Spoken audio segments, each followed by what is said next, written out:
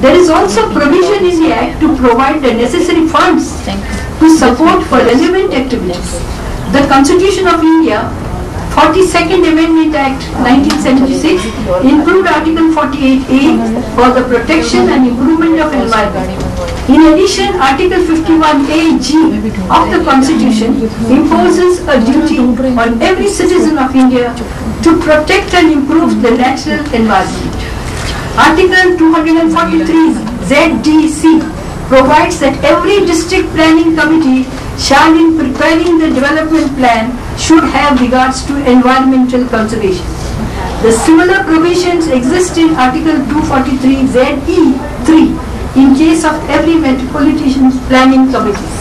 The Environment Protection Act of 1986, Act 29 of 1986, has been enacted to protect and improve human environment and to prevent hazards to human beings, other living creatures, plants and property. This act is said to be an umbrella legislation passed to provide a framework for the central government towards coordination of activities of various central and state agencies established under the previous laws such as Water Act, Air Act, etc. A closer analysis of the preamble makes it obvious that the objectives behind the present enactment is for the protection and improvement of environment, prevention of hazards to human beings, other living creatures, plants and property. The World Conference, to have a world scenario, the World Conference on Disaster Reduction was held from 18 to 22nd January in 2005 in Kobe in Japan, which was attended by 168 states. The conference adopted ILO framework for action, which has endorsed by UN General Assembly resolution and committed the government of 5 priorities for action. Such were to ensure to monitor disaster risk and enhance early warnings, use knowledge, invocation and education culture of safety and resilience of all levels, and reduction of underlying risk factors, and strengthen preparedness for an effective response at all levels. Many countries have adopted the public-private partnership model for implementing disaster risk reduction strategies. It is also felt that building bylaws to insist the safety aspects from the disaster management point of view. The disaster management includes mitigation to reduce the impact preparedness, making plans and what to do list.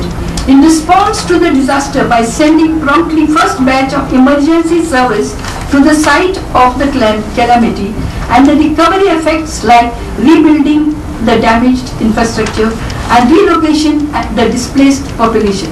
In fact, the disaster management is a continuous process rather than one-time exercise. The international awareness of the problem has been manifested through the International Natural Disaster Reduction (INDR) declaration, which was motivated by the UN General Assembly in 1989 and the Yokohama Strategy. The plan of action was adopted in the conference held in Japan in the year 1994. I am strongly of the opinion that there is still a chance to avoid the most damaging climate changes if we swiftly cut off the greenhouse gas emissions, which elevates the weather-related consequences like higher temperature, unpredictable rainfalls, sea level rise.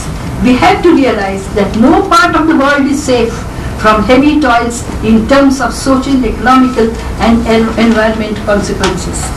According to Food Agriculture Organization, the role of women in developing countries has to be acknowledged and considered in formulating an international strategy to enable the most vulnerable in the field to deal best with the efforts of climate vulnerability and change, if we hope to elevate its worst consequences.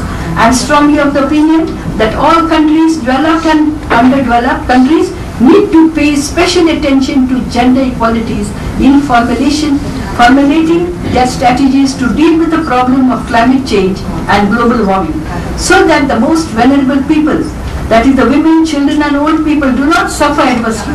In fact, all legislations relevant to the effect of the climate change should deal with women, children and old people. We are most vulnerable should we receive preferential treatment to get assistance in the event of natural calamities. In conclusion, I would like to state that let us dedicate ourselves to support the developing countries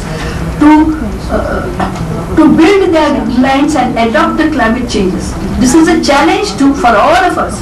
We have important responsibility, but equally our society has a key role to play.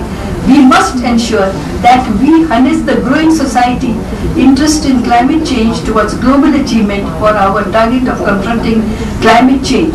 Confronting climate change is our shared challenge. Deal with it should our shared opportunity. Tackling it must be our shared achievement.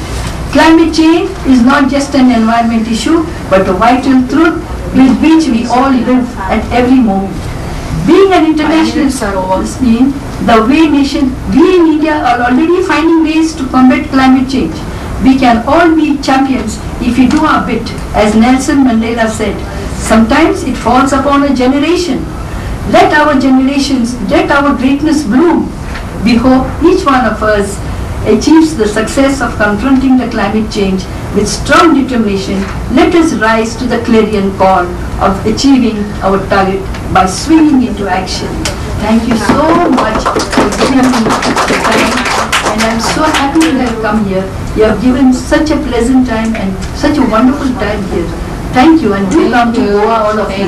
I love all of you. Let's